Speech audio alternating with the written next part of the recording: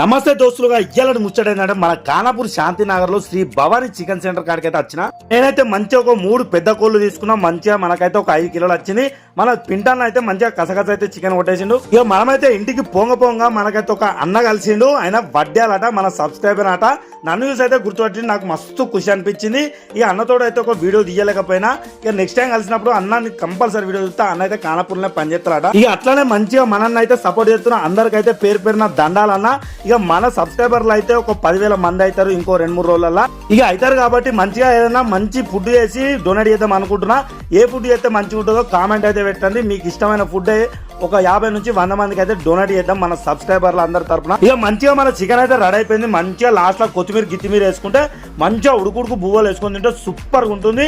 ఇక మీకు చికెన్ అండరాకపోతే మన వీడియోలు అయితే మస్తు ఉన్నాయి. ఇలా చూసి అనుకోరి. అట్లా మన వీడియో నచ్చినట్లయితే సబ్స్క్రైబ్ చేయండి, షేర్ చేయండి, లైక్ కూడా చేయండి.